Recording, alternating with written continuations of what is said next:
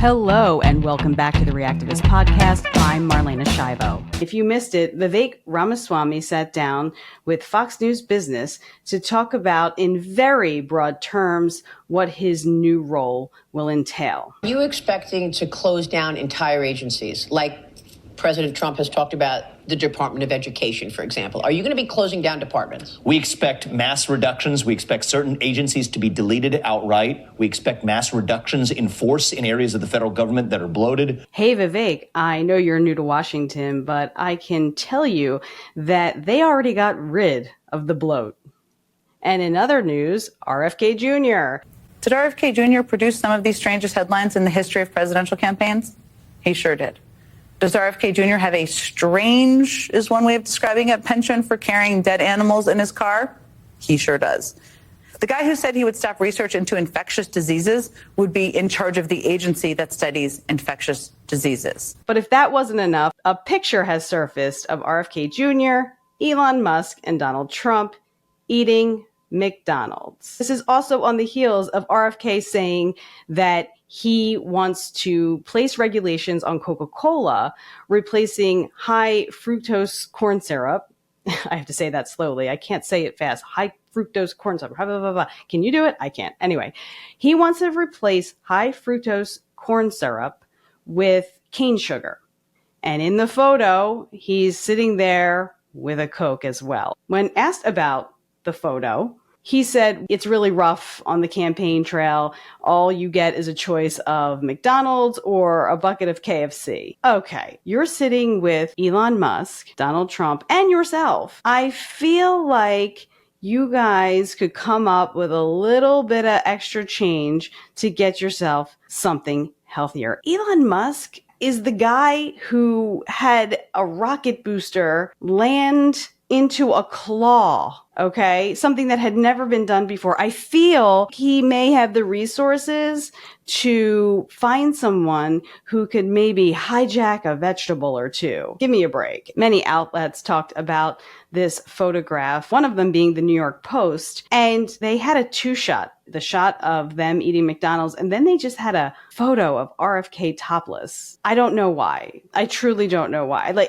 I think if RFK was overweight or didn't look very healthy, maybe that would have made more sense to me. But I'd like to know what the editors at the New York Post were thinking, because they showed a photo of him just ripped and totally in shape. I was thinking about it. I'm like, what would be the point? What is the idea here that they're going for?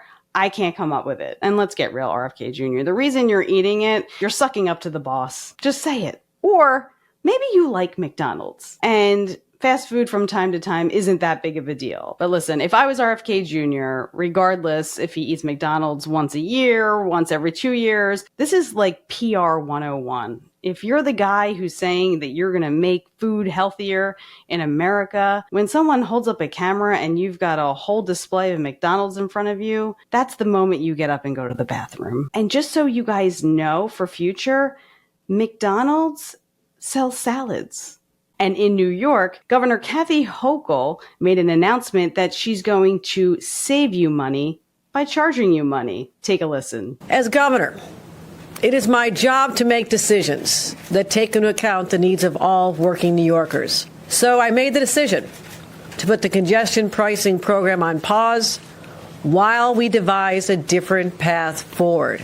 And I'm proud to announce we have found a path to fund the MTA, reduce congestion, and keep millions of dollars in the pockets of our commuters. Under this plan, the MTA will implement a congestion pricing plan with a reduced daytime toll of $9 beginning in January. You heard that correctly. It was $15 before, and now it is $9. That is a 40% reduction. Will save daily commuters nearly $1,500 annually.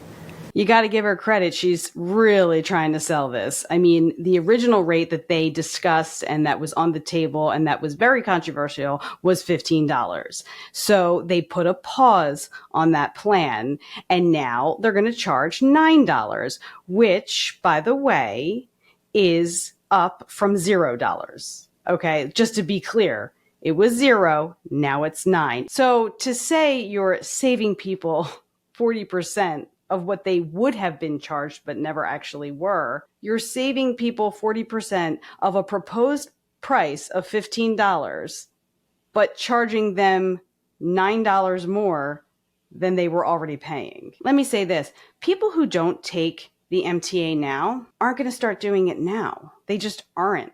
There's something very undesirable about the MTA, which is why you're charging people money to improve it. Okay. So people who drive into New York City aren't going to all of a sudden start taking public transport because they're getting charged $9. They're just not. That's like when you're walking in New York and it starts to rain. So you run to a bodega and get an umbrella and they say that'll be $10, $12, whatever. The majority of people just buy the umbrella. They don't say, oh, never mind. I'm going to take the less desirable option of walking in the rain. It's like going to a Giants game and you go and order a bottle of water and they're like, that'll be $8. What do? You pay the $8. You're not going to say, never mind, I'm going to go drink from the water fountain. So apply that logic to congestion pricing. I think the only benefit here is that the MTA is going to get a boost in their budget, and hopefully it will improve in some capacity. But I have very little doubt that the congestion of cars in New York City is going to change significantly, if at all, which means it won't be a reduction in the pollution and the traffic. The end result will just be people not liking Kathy Hochul more than they already don't like her. The only thing people want to hear is that it got trashed, that legislation got trashed and wasn't coming back. That's all people want to hear. So you can sell it and talk slowly and work on how you're going to save people 40% more from the original idea. It's not very convincing. And in some surprising and refreshing news, which shouldn't be surprising or refreshing, Joe Scarborough and his co-host Micah went to speak to Donald Trump in Mar-a-Lago, and this is what they said. We had not spoken to President Trump since March of 2020, other than a personal call Joe made to Trump on the morning after the attempt on his life in Butler, Pennsylvania. In this meeting, President Trump was cheerful, he was upbeat, he seemed interested in finding common ground with Democrats on some of the most divisive issues. And for those asking why we would go speak to the president-elect during such fraught times, especially between us, I guess I would ask back, why wouldn't we? 5 years of political warfare has deeply divided Washington and the country. We have been as clear as we know how in expressing our deep concerns about President Trump's actions and words in the coarsening of public debate. But for nearly 80 million Americans, election denialism, public trials, and January 6th were not as important as the issues that moved them to send Donald Trump back to the White House with their vote. Joe and I realize it's time to do something different. And that starts with not only talking about Donald Trump, but also talking with him. Are we finally going to have an unbiased media? Is that what is about to happen here? Are we turning the page on everybody, dumping on everybody? And if so, what am I supposed to do? President Biden went down to the Amazon. He is the first sitting president to actually visit the Amazon. He delivered remarks regarding the climate. It's no secret that I'm leaving office in January. I will leave my successor and my country in a strong foundation to build on if they choose to do so.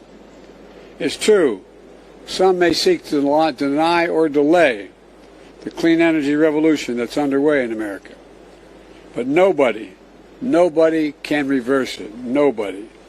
He went on to say, not when so many people, regardless of party or politics, are enjoying its benefits. Not when countries around the world are harnessing the clean energy revolution to pull ahead themselves. The question now is, which government will stand in the way and which will seize the enormous economic opportunity? He looks like he's standing in front of a green screen, but he is in fact in the Amazon, and kudos to him. And just so you know, when he says which governments are going to stand in the way, that's code for Donald Trump is going to fuck this shit up.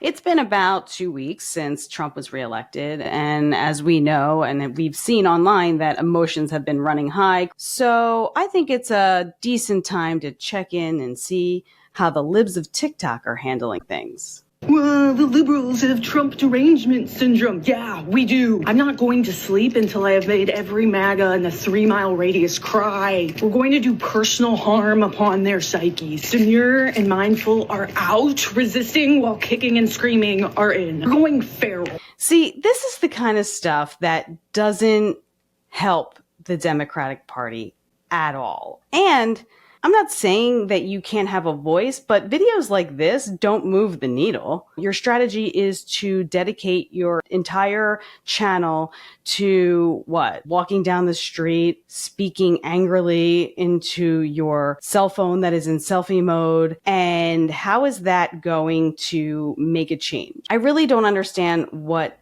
that does for anyone. All they do is oversaturate the web with toxic messages. That's it. There's another way to get your message across. If you have a problem with legislation, why don't you come up with workable solutions, get involved in some capacity, actually take action? Don't spend the next 4 years making TikTok videos about how annoyed you are at the fact that Donald Trump is president. That's not a solution at all. You can get out your frustrations and you can rant and rave, but you're not actually holding anyone accountable. All you're doing is screaming into your phone. So this is not what they're talking about when they say, be the change you want to see in the world. Just FYI.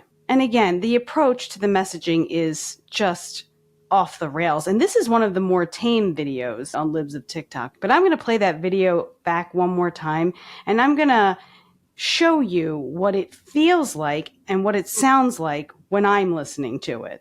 Well, the liberals have Trump derangement syndrome. Yeah, we do. Yeah, we do. I'm not going to sleep until I have made every MAGA in the 3-mile radius cry. Yeah. We're going to do personal harm upon their psyches. Yeah. Demure and mindful are out. Resisting while kicking and screaming are in. Fuck demure and mindful. We're going feral. Give me kitty litter, give me death. Wanna fuck around? We're gonna make them find out. This channel is now dedicated to making sure they don't get away with a damn thing these next 4 years. Can't stop us now. We're gonna make all these videos and everybody's gonna listen. Everybody. I just gave myself artificial rosacea for that video. Oh, libs of TikTok.